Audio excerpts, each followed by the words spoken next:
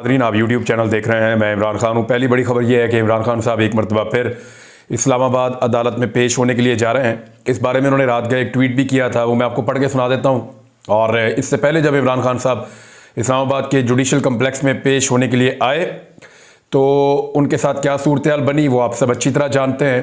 और नामालूम अफराद वहाँ पर मौजूद थे। उनके हाथों में सफ़ेद कलर की अजीब किस्म की हैंडकफ्स थी जो इसराइल इस्तेमाल करता है वहाँ पे। वैसे ये अब यहाँ पे और बाकी मुल्कों में भी इस्तेमाल हो रही है, मैंने उसको देखा था। और पाकिस्तान में क्योंकि गिरफ्तारियाँ बहुत बड़े पैमाने पे करनी हैं, तो इतने बड़े पैमाने पे हैंडकफ्स या जिनको आप हथकड़ियाँ कहते हैं वो अवेलेबल ही नहीं होती। तो फिर ये एक आर्जी किस्म की डिस्पोजेबल किस्म की हैंडकफ्स जो हैं, नॉर्मली इनको फ़ौजी भी इस्तेमाल करते हैं मुख्तलिफ मुल्कों में जो ऑपरेशन के दौरान, तो ये मुहैया की गई हैं इस्लामाबाद में। क्योंकि उन्हें पता था कि ज़्यादा लोग पकड़ने पड़ेंगे तो इस तरह की हैंडकफ्स होनी चाहिए। लेकिन सादा कपड़ों में मलबूस लोगों के हाथों में, और वो बंदे पुलिस के भी नहीं थे मुबैना तौर पे, बल्कि उनका मुझे तो डाटा पता चल गया था। इमरान खान साहब को भी बता दिया गया था कि ये बंदे किस किस इलाके से हैं और किस किस इदारे से हैं और कौन कौन बंदे हैं। बहरहाल वो एक एपिसोड हुई थी, आप सब ने वो देखी थी। और इमरान खान साहब का ये मानना है कि उस दिन उनको कत्ल किया जा सकता था। अब इमरान खान साहब ये कह रहे हैं कि कल, यानी उन्होंने रात गए ये ट्वीट किया, तो आज के दिन में मैं एक नहायत मज़ायका खेज़ मुकदमे में इस्लामाबाद हाई कोर्ट में पेश होऊंगा, जिससे अब ये पूरी तरह साबित होता जा रहा है कि हम वाक़अतन जंगल के कानून के शिकंजे में हैं। मुल्क के इस ताकतवर और ख़ुद को कानून से बालातर समझने वाले तबके ने तौहीने डर्टी हैरी और तौहीने साइकोपैथ की पादाश में मेरे पाकिस्तान से गद्दारी का मुकदमा दर्ज कर दिया है। मेरे खिलाफ पाकिस्तान से गद्दारी का मुकदमा दर्ज कर दिया है। या यूं समझिए कि महज हवाले के तौर पर किसी शख्स के बारे में डर्टी हैरी और साइकोपैथ जैसी ताबीरात के इस्तेमाल पर तौहीने डर्टी हैरी और तौहीने साइकोपैथ की पादाश में मुझ पर पाकिस्तान से गद्दारी का इल्ज़ाम आयद किया जा रहा है। ये इमरान खान साहब का ट्वीट है। इमरान खान साहब अभी जब आप ये वीडियो सुन रहे होंगे, या इमरान खान साहब पहुंच चुके होंगे या पहुंच रहे होंगे, क्योंकि सुबह 7 बजे उनको लाहौर से निकलना था। और मेरी इत्तला के मुताबिक उनके साथ उनके कारकुन और उनके लीडर्स बहुत बड़ी तादाद में इस्लामाबाद के लिए जा रहे हैं। देखते हैं कि इमरान खान साहब कैसे पहुंचते हैं इस्लामाबाद और फिर वहाँ पे किस किस्म की एक्टिविटी होती है। इससे पहले जब इमरान खान साहब एक दफ़ा इस्लामाबाद के लिए निकले थे तो पीछे से उनके घर के ऊपर अटैक हो गया था, दरवाज़ा तोड़ दिया गया था, दीवारें गिरा दी गई थी और घर के लोगों को उठाकर ले गए थे। बहुत टॉर्चर किया गया था सबको। और उस वक्त सिर्फ खातून अव्वल और कुछ मुलाजमीन घर के अंदर मौजूद थे। देखते हैं अब क्या होता है। लेकिन मुज़ाकरात जो है वो सबसे बड़ी खबर एक और चल रही है। इसके बारे में शाह महमूद कुरैशी साहब ने भी बाहर निकल के बात की है, इसहाक डार साहब वगैरह ने भी बाहर निकल के बात की है। तो असल खबर क्या है वो भी मैं आपको बताता हूँ। और मीडिया को ये खबर PMLN के सोर्सेज ने भी जारी की है और उन्होंने भी अपनी तरफ से असल खबर दी है। लेकिन मेरी कुछ लोगों से बात हुई और मुझे आइडिया हो गया कि एक्चुअली अंदर क्या हो रहा है। और मुज़ाकरात की जो असल अंदरूनी कहानी है दोनों तरफ से जो सामने आई है वो मैं आपको बता देता हूँ कि मुज़ाकरात के अंदर एक्चुअली हुआ क्या है।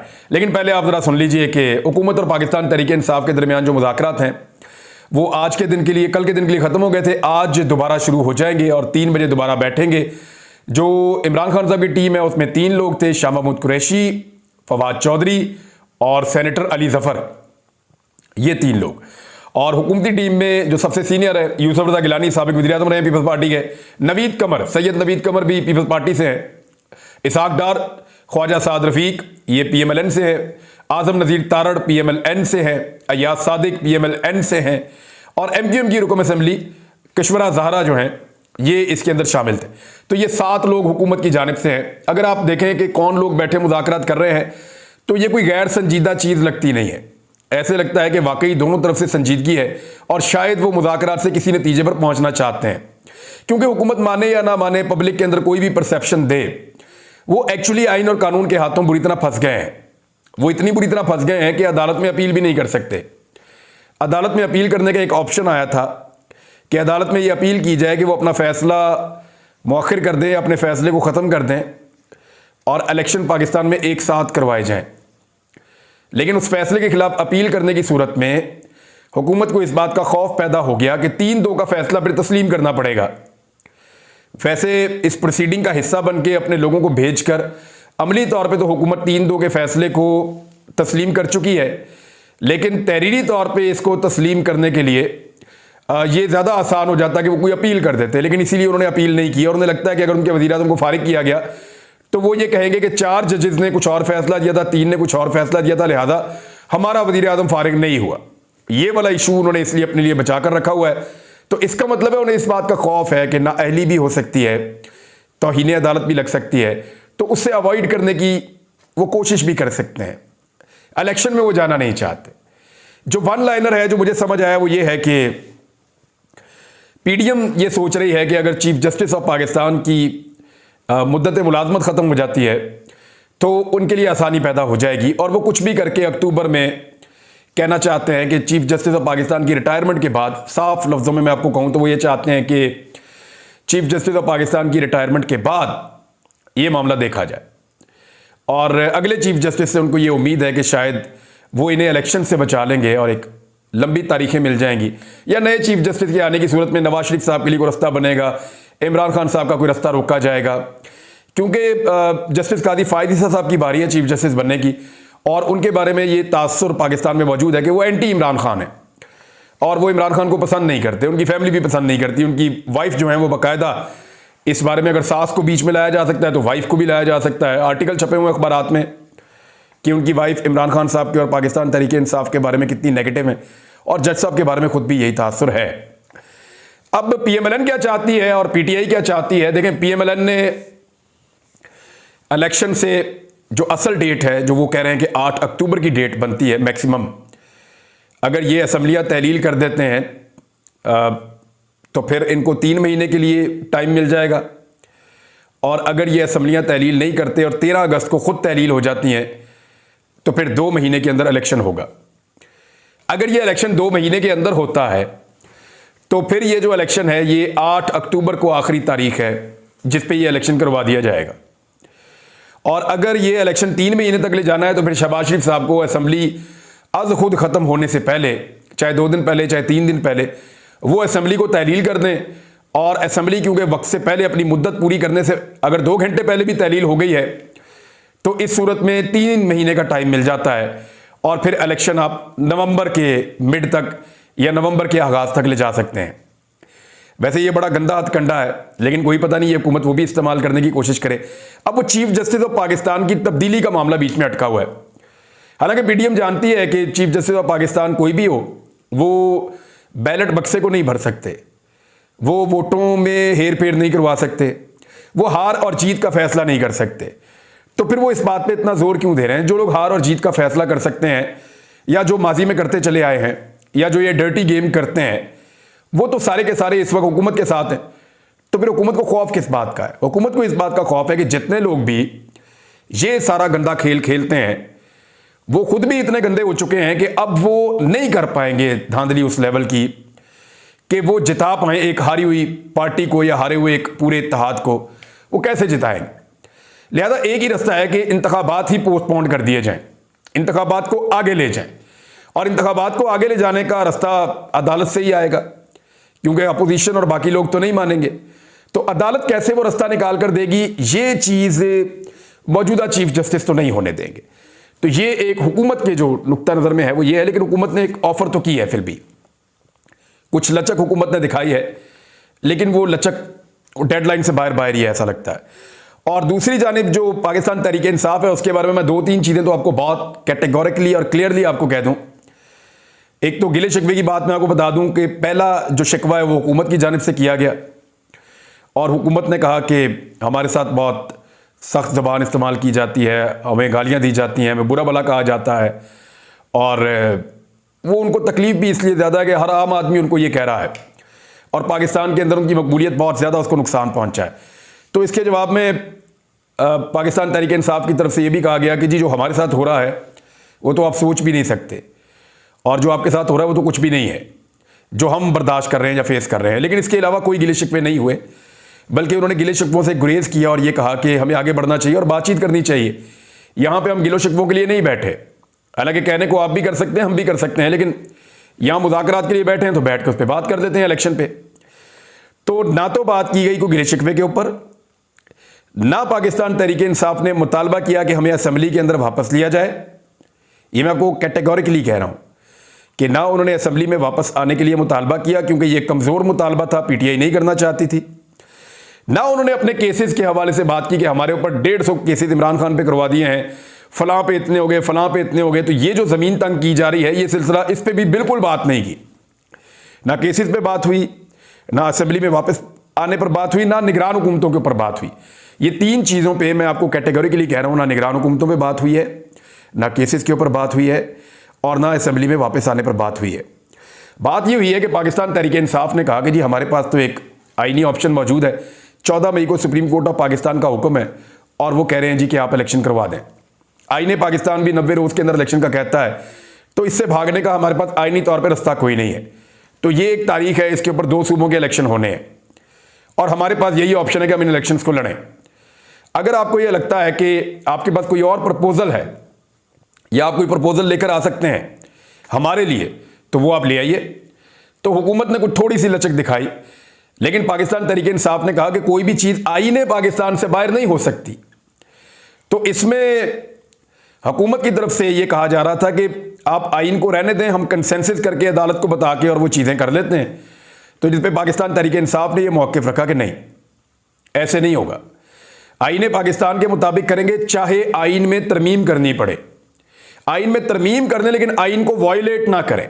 और इसमें तहरीक इंसाफ ने कहा इसमें आपका ही फायदा है, और आपका फायदा यह है कि अगर आप आइन शिकनी करेंगे और आइन में तरमीम के बगैर आइन को तोड़ेंगे तो कल को आपको आर्टिकल 6 का सामना करना पड़ेगा, आपके ऊपर गद्दारी का मुकदमा बनेगा। तो उस मुकदमे से बचना है तो बेहतर यह है कि वन टाइम के लिए कर लें, लेकिन आइन के अंदर एक तरमीम जरूर करें। और उसके अंदर आप ये करें कि सूबाई असम्बलियां तहलील हो चुकी हैं, गो के इलेक्शन 90 दिन के अंदर होता है, लेकिन पूरे मुल्क में एक साथ इलेक्शन करवाने के लिए कंसेंसस हो चुका है और उस कंसेंसस के मुताबिक हम इलेक्शन में जा रहे हैं। लिहाजा ये आईनी तरमीम हम इसलिए कर रहे हैं वन टाइम के लिए, ताकि आइन को तोड़ा ना जाए। अब ये पाकिस्तान तहरीक इंसाफ का मौक़िफ़ था। हुकूमत ने इसके ऊपर टाइम मांगा है सोचने के लिए, और तहरीक इंसाफ ने हुकूमत को कहा है कि आप अपना एक प्रपोजल लेकर आएँ, आप ये बताएं कि आप कब इलेक्शन करवा सकते हैं। यानी तहरीक इंसाफ का कहना है कि आप मई के अंदर असम्बलियां तहलील करें, निगरान हुकूमतें आएँ। हम आपको बता देते हैं, आप मई में असम्बलियां तहलील करें, निगरान हुकूमतें आ जाएं और 60 दिन के बाद आप इलेक्शन करवा दें जुलाई के अंदर। अब एक पार्टी जो है वो जो समझ आ रही है वो अक्टूबर में रुकी हुई है, दूसरी जुलाई में रुकी हुई है, और सितंबर के अंदर जो है वो चीफ जस्टिस ऑफ पाकिस्तान तब्दील हो जाएंगे। तो जुलाई अगस्त में कहीं इलेक्शन हो जाते हैं तो ये मामला रिजॉल्व हो सकता है।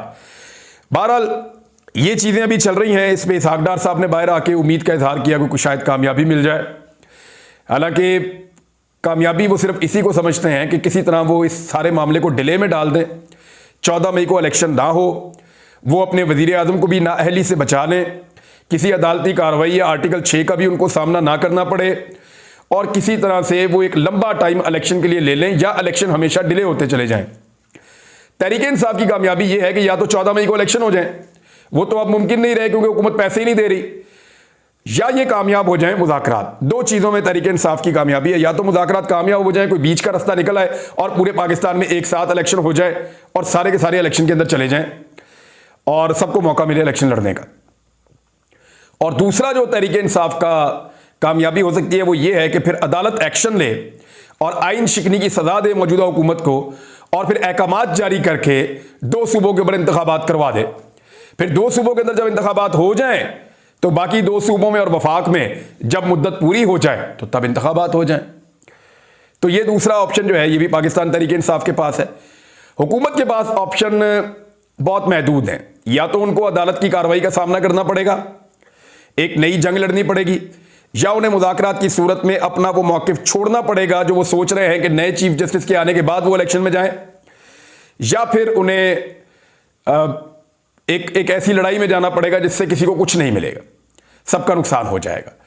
बहरहाल इस मरतबा मैं आपको फिर भी ये बता दूं कि मार्शल लॉ लगने के इम्कानात नहीं है।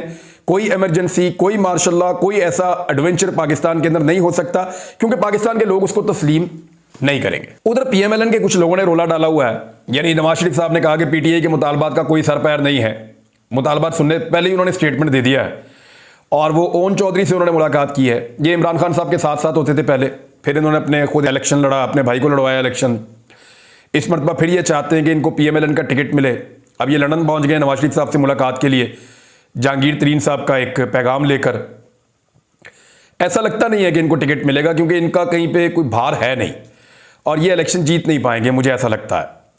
क्योंकि इनके खिलाफ इस वक्त पब्लिक के अंदर ये है कि ये रजीम चेंज ऑपरेशन के मोरों में से एक बड़ा मोरा है और पब्लिक रजीम चेंज ऑपरेशन के खिलाफ है। इसीलिए पब्लिक एस्टेब्लिशमेंट के भी बहुत हद तक खिलाफ है। और वो ये कहते हैं लोग कि एस्टेब्लिशमेंट की वजह से ये जो दिन है पाकिस्तान में उनको देखने पड़ रहे हैं। यानी बड़ी खामोशी के साथ जो 40 रुपए मीटर रेंट होता था गैस वाले मीटर का, उसको बढ़ा के 500 रुपये कर दिया गया है।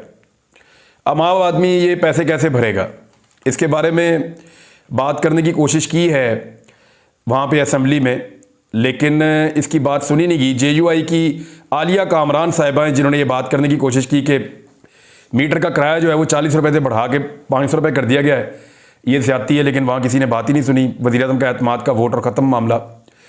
तो इस किस्म के बहुत सारे बोझ हैं जो आम पाकिस्तानी पे रोज़ाना डाले जा रहे हैं। जावेद लतीफ़ साहब ने कहा कि सहूलतकारी इमरान खान साहब को अब भी मिल रही है और दोबारा से उन्होंने एक इनकलाबी किस्म की तकरीर की है। ये नवाज शरीफ साहब के जो साथी हैं या जो नवाज शरीफ साहब के करीबी लोग हैं वो एक डिफरेंट बयानिया लेकर चल रहे हैं जो हार्ड कोर किस्म का है और जो ज़रा सख्त किस्म का बयानिया है वो फ्रंट फुट पे आ रहे हैं। शहबाज शरीफ साहब वगैरह जो हैं ये गुड कॉप बैड कॉप का इनका हमेशा रहता है।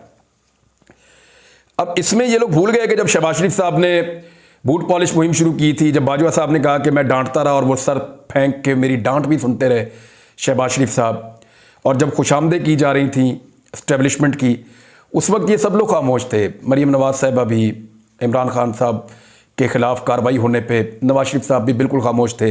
एस्टेब्लिशमेंट का नाम लेना भी छोड़ दिया था इन्होंने। लेकिन अब एक मरतबा फिर दोबारा इनकलाबी बनने की कोशिश कर रहे हैं।